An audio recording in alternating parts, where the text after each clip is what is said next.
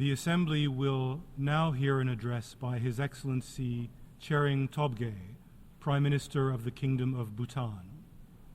I request protocol to escort His Excellency and invite him to address the Assembly.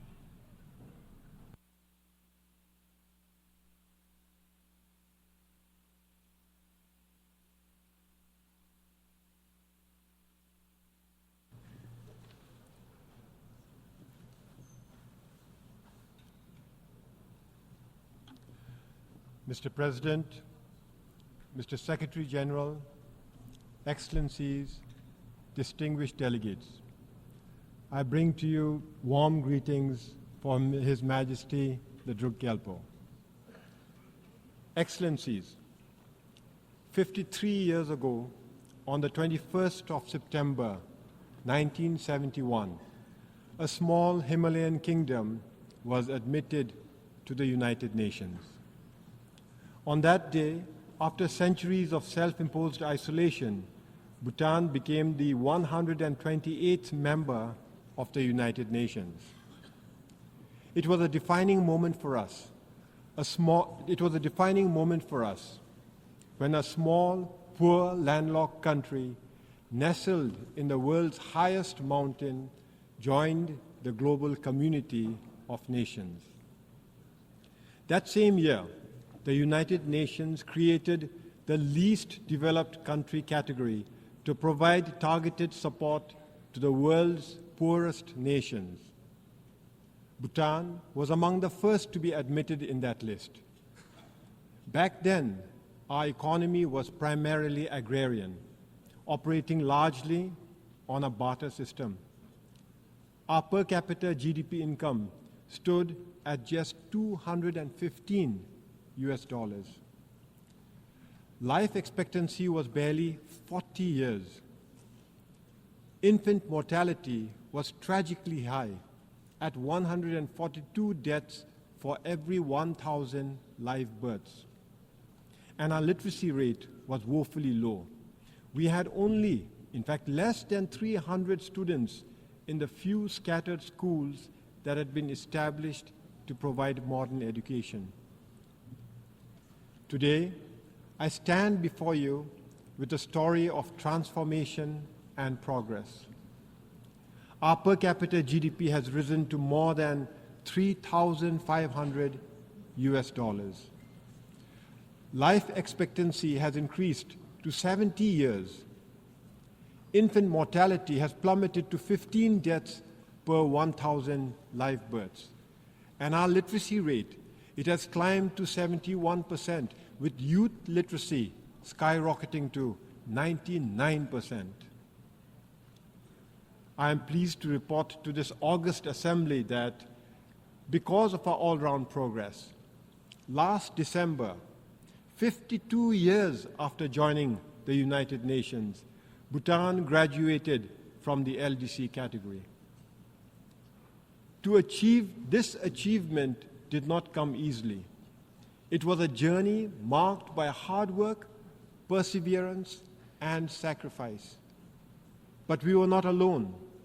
We had the support of many friends who accompanied us on this important journey. I take this opportunity to extend our deep gratitude to the United Nations and its specialized agencies. I would also like to thank all our development partners, including Japan, the European Union, the World Bank, and the Asian Development Bank for their unwavering support. But most importantly, I would like to reserve our deepest thanks to India, our closest friend and neighbor. They have been with us from the very beginning of our development journey and have remained steadfast in their support and friendship. Excellencies, graduating from the LDC category is a significant milestone. But what truly matters is that we did it in our own terms. Under the leadership of our enlightened monarchs, Bhutan has pursued a development path grounded in the philosophy of gross national happiness.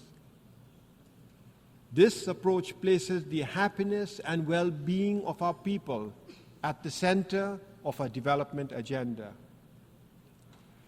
Thanks to gross national happiness, our economy, while it is still small, is sustainable and inclusive. Healthcare and education are free for all. Our unique culture not only survives, but thrives. More than 72% of our land is under forest cover, and we are recognized as a biodiversity hotspot and a carbon-negative country. Our democracy, a gift from our king, has been embraced by a reluctant population. Excellencies, having graduated from the LDC category, it is now our responsibility to ensure that we sustain our hard-earned progress and that under no circumstances should we ever backslide. As we chart a new course for the future, we are faced with new challenges, particularly those arising from our weak economy. Foremost among them is youth unemployment. To address these challenges, we must strengthen our economy. We must provide our youth with meaningful opportunities to grow and to prosper. We must embrace a new development paradigm. In this context, I am pleased to report that His Majesty the King has announced the establishment of the Gaelifu Mindfulness City. The Gaelifu Mindfulness City is a transformative vision for future urban spaces, a blueprint for living mindfully and sustainably. Spanning 2,600 square kilometers of pristine forests and fertile farmlands, it will enable human innovation and natural ecosystems to thrive together while fostering human well-being, environmental sustainability, and mindful living. We invite thought leaders, innovators, and investors to join us in building this groundbreaking city, contributing to a model of peace, harmony, and progress that others can follow. Excellencies, Bhutan's story is one of hope, but it is also a call to action. More than 50 years have passed, and only 7 nations have graduated from the LDC category, leaving 46 countries still in need. This is unacceptable. The international community must intensify its efforts to ensure that no nation is left behind, that all LDC countries achieve graduation.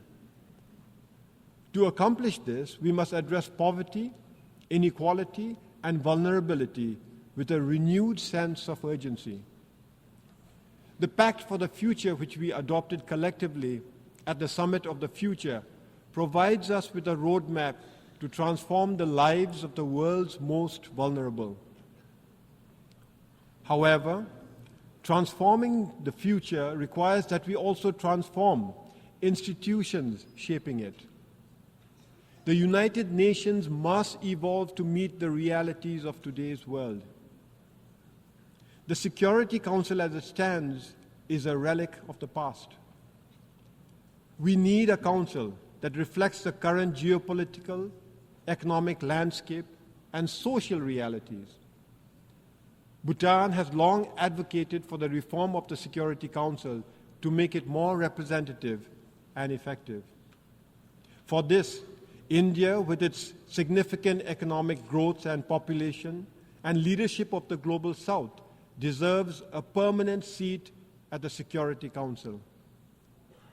Similarly, Japan, a leading donor and peace builder, warrants permanent membership. Excellencies, in conclusion, let me reiterate our deep gratitude for the support we have received on Bhutan's journey to LDC graduation.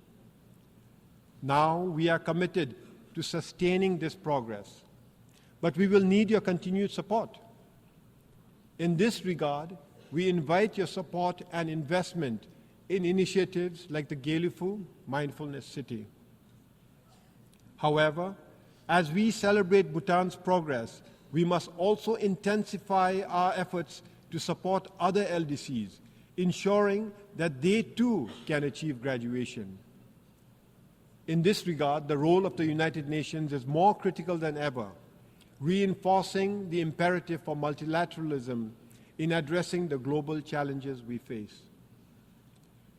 As we look to the future, I have the honor to close by repeating a profound message from His Majesty, our beloved King. I first did so 7 years ago, and I repeat, no nation today can stand alone in achievement. Time is slowly telling us that there can be no lasting individual success without success as a community. And there cannot be lasting national progress and success if it does not fit into a future of global peace, harmony, and equality. The world must progress together or fail together. Thank you, and Tashidile.